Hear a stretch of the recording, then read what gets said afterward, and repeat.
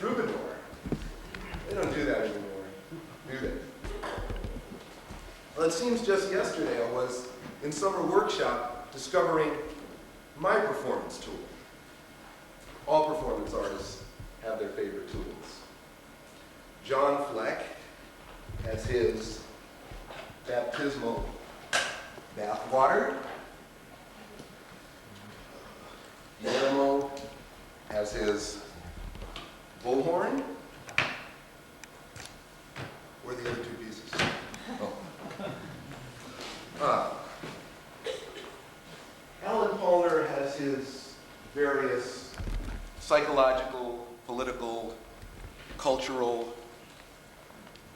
striptease soirees.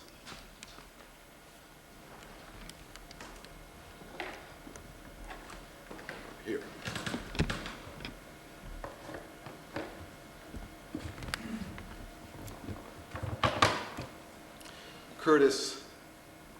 Curtis York has his Barbie dolls, and so does Michael, and I guess so does Hank Hyena. It's a concept I fully haven't come to grips with yet. We even had one in our All Souls altar that was there for a while.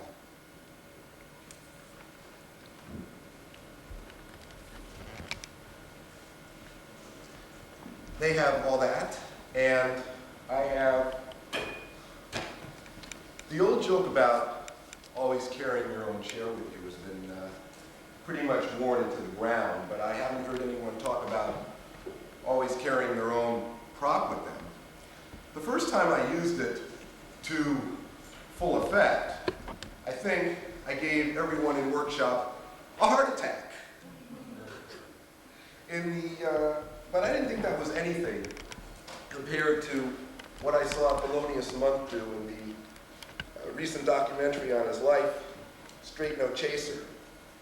He just kind of got up in the middle of a solo while the rest of his band played and just kind of twirled about perilously close to the edge of the stage. So I didn't think anything that I was doing was too dangerous. I can't wait for Naomi Goldberg's chair dancing class. We're gonna rock that Los Feliz Jewish Community Center to the ground.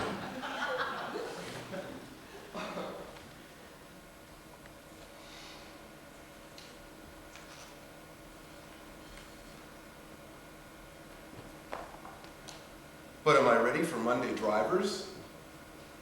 I mean, I've never performed anything in front of anyone, unless you count, of course, marching band, high school marching band. Our performances consisted of stumbling on the field, stumbling off the field, and in between, making an incredible racket that sounded like a regiment full of Anthony Braxton wannabes doing a Sun Ra arrangement of a Charles Ives concert band piece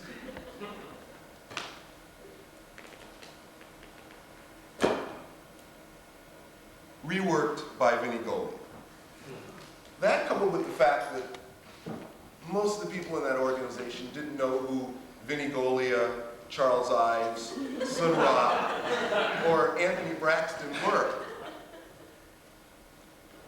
I guess a lot of you don't either. That's been a running joke with most of my friends most of my life. I'd be foaming at the mouth about some wonderful performance by some obscure artist, and they'd just kind of look at each other, look at me, shrug their shoulders, and say, "You paid to see who?" Well, years of displaced aggression over that has manifested itself in my becoming a highways volunteer, where nearly every week I take all your money and see all the shows for free. So here I am, making my statement, generously aping Tim Miller's performance style, closing with somebody else's poem. I figured I'd debut that way.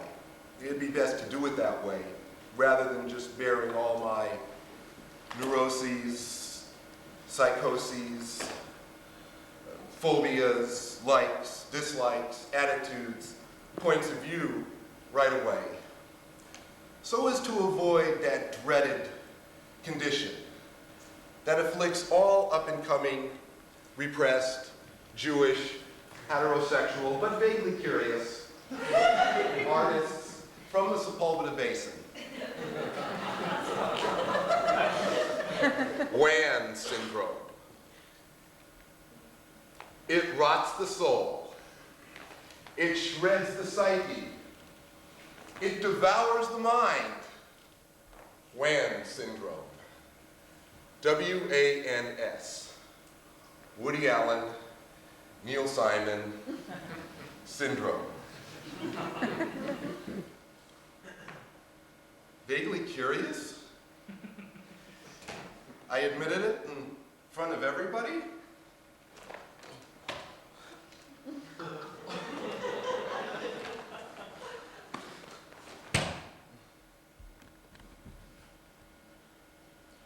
I think I ought to suggest to Naomi that she have a wheelchair yoga class. Vaguely curious? Well, I figured I at least had to admit it to myself when the only thing I was reading in the LA Weekly with any consistency, besides the club listings, was Doug Sedanik's vital and sorely missed gay rights column. That curiosity has allowed me to experience the very unique affection and love and respect that gay men have for each other as a brotherhood, as human beings with souls. Interactions that have nothing to do with sex or the AIDS crisis. Something that I find quite beautiful and feel very privileged to share. So I'll close with somebody else's poem.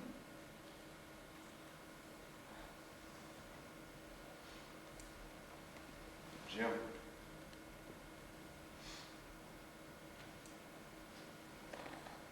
This was used to trace all the figures in the ACT UP LA installation out there. Jim Roberts was a poet from the Capes of Maine who currently has no legacy. His only published work were lyrics for a progressive country rock band from the early 70s called C Train. Their albums are now out of print and there are no plans for reissues.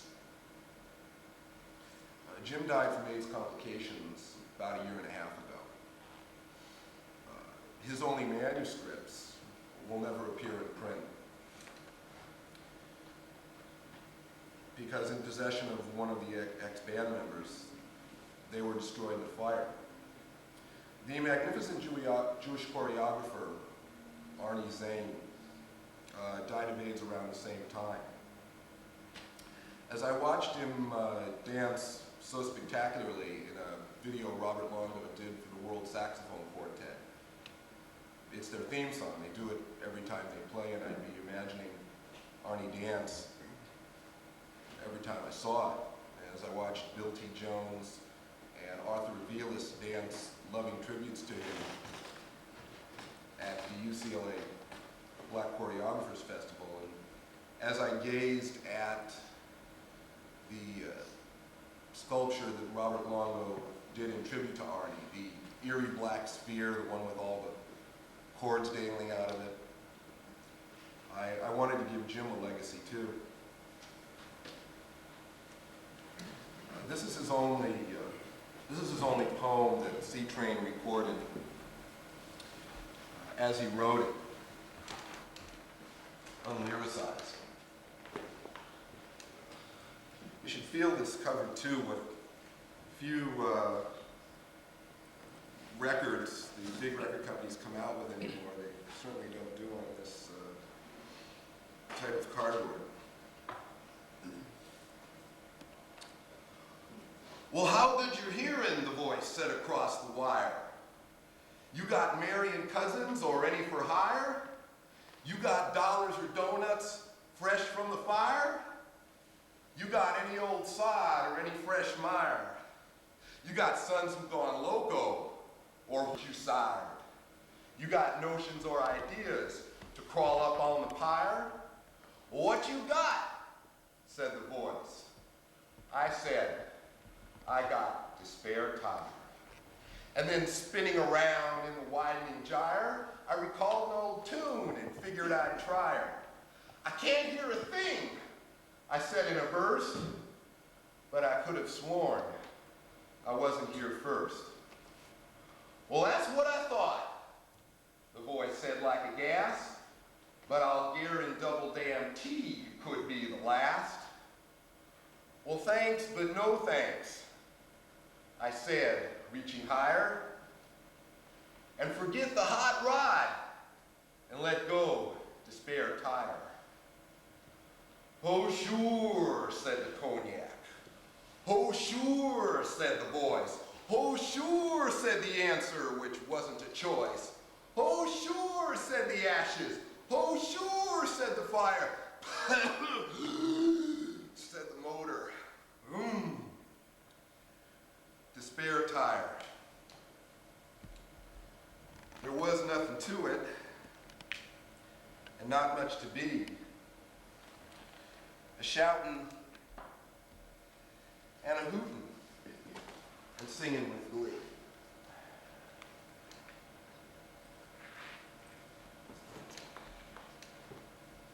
Yet it got pretty gruesome there just by the fall.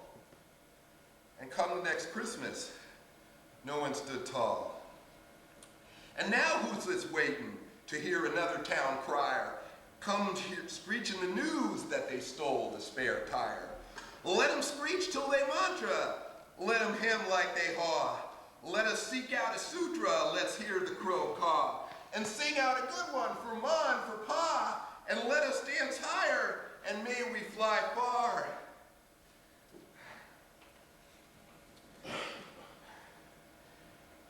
And when we get home, don't forget,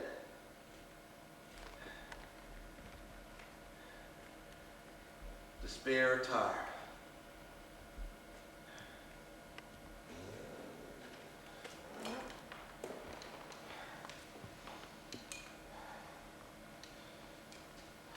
Thank you.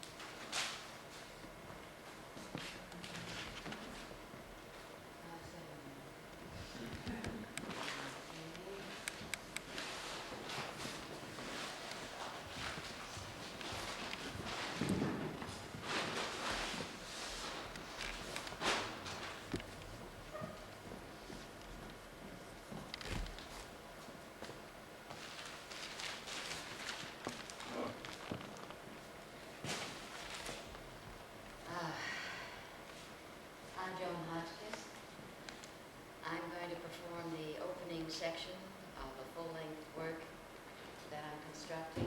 It's the first time I've performed it. I'm grateful to have an audience here because that's the best way to evolve something. It's called Tear Sheets.